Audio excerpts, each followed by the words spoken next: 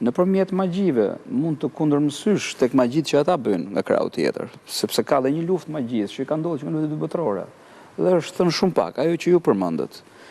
Dhe të vendosësh vullat të kësaj magjie të zezë, do të thosh në një farë mënyrë që ushtrisë e cila është pushtuese mund të jetë si ters, edhe do të dështojë. Edhe kjo në disa subkultura paranoide, po, unë i kam parë, në disa subkultura konspirative, deri diku paranoide, këto funksionojnë shumë mirë. Po këto na funksionojnë edhe ke Putini nga krau tjetër, i cili ju thash, me një rreth, bën me një sektë të caktuar, më rituale okulte. Dhe duhet të ishte Gobishevi, një nga shamanët, është ai që quhet Shërus, dhe që merret me okultizëm, po merret për mirë, magjitë e bardha që ne kemi diskutuar. Dhe ai bëri një marshim të madh, i cili u shoqërua nga vëmendja e të gjithë institucioneve drejtave të njerëzit të Evropës. Në atë kohë këtu nuk është dëgjuar fare. Bëri 3000 kilometra marshim, derisa mbritej në rrethinat e Moskës dhe aty arrestuan. Dhe po vinte të bënte të njëjtën magji që Putini në 2019 flasim, të shkarkojë urgjentisht nga president, sepse me magjitë e tij të zeza do shkatronte botën. Dhe i thanë, po ti nga e di, po sepse kur ne bëjmë magji të bardha, shikojmë një fluks shumë të madh negativiteti, thaj, që na vjen nga Uralet, nga fillimi i Siberis, nga këta. Tani kjo janë, por ç'a bëlli me këtë? Ndodhi që këte e quan psiqiatri. Në mënyrë të detyruar, dhe ai nuk flet më, dhe për këtë është protestuar shumë në Evropë. Pse s'lihet ky njeri? Ishte serioz, psiqiatri do e çonte në fund fare. Me thënë atë që është. Dhe unë nuk, sepse këto ndodhin shpesh nganjëherë, po fakti që pati një vëmendje shumë të madhe të institucioneve drejtave të njerëzit të Evropës, në lidhje me një nis që ky ndërmori që pati edhe shumë nga këta ndjekësit e tij, që protestuan me të madhe për këtë, do thotë që ka një diçka shumë të vërtetë që më pas, kur filloi lufta në Ukrainë, e tha një profesor, një homologu i shkencave politike, marrëdhënie ndërkombëtare, dhe ai tha të njëjtën gjë, që Putini me një rreth të ngushtë bëjnë rituale okulte, të zeza. Dhe si duket kjo ka ngjitur në subkonsciencën edhe në gjithë këtë ndërgjegjen e këtyre lloj, shtresa shoqërore që merren me këtë punë në Ukrainë, dhe ata i kanë mbivendosur këto simbole. Thjesht për të mbrojtur, si janë për të mbrojtur këto. Pa dashur me për të kriju konfuzion, por mbi gjitha për të ushqyer bisedën.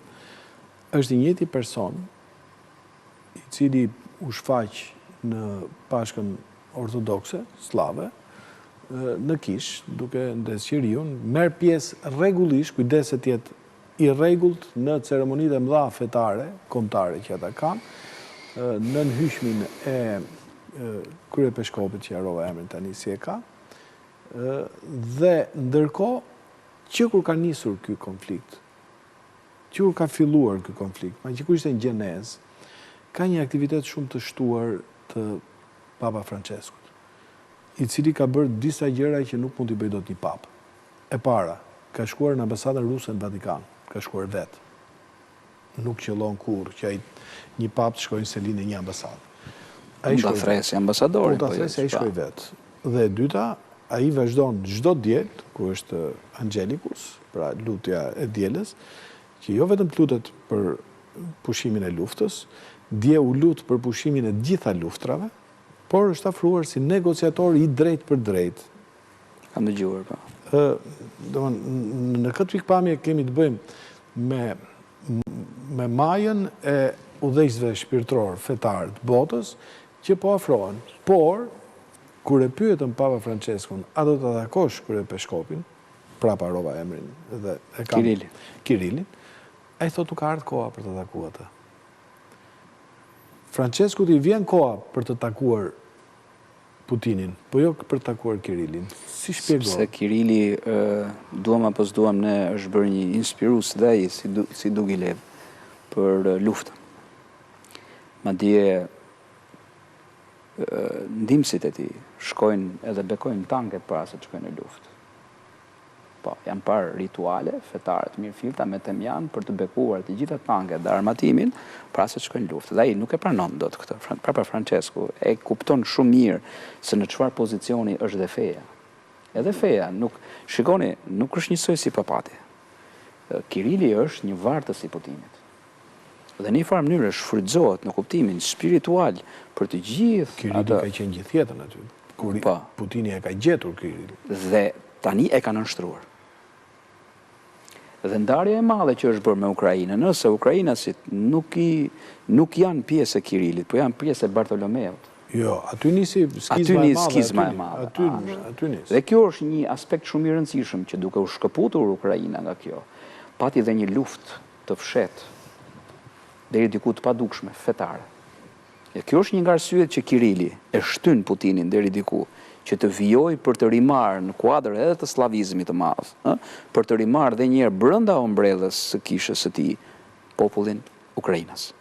E kjo është arsye që Papa Francesku ka 1000 herë më shumë informacione në lidhje me këtë, prandaj heziton të kontaktojë një njeri tillë, i cili tashmë është përzier në këtë konflikt. Dy janë gjërat për të cilët njihet Vatikani, për qendrën vëzhguese të qiellit, astronomike, që është ndoshta më e rëndësishme në botë, dhe shërbimin informativ. Po të nisesh nga ajo që ndodhi me Kubën dhe Shtetet e Bashkuara të Amerikës gjatë presidencës Obama, mund të thuash me përgjegjësi që Vatikani ka një rol të jashtëzakonshëm të negociatorit.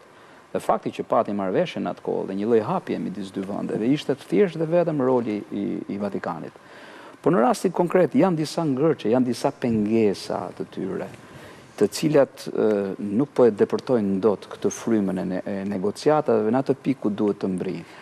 Por këta besojnë që me disfat mbas disfate mundet që Putini të zbut rolin e tij dhe të fitoj sa të fitoj për të mbajtur një lloj krenarie, aq sa mund t'i takojë atij dhe një lloj prestigji. Do ishte që ta mbyllnin luftën dhe një lloj prestigji. Duke i dhënë iden Putinit që ka fakti që ata po kërkojnë të hapin vatra të tjera. Vatra në Moldavi, që është një nga gjërat janë mobilizuar të gjithë, e deri diku edhe në këto vendet e Ballkanit.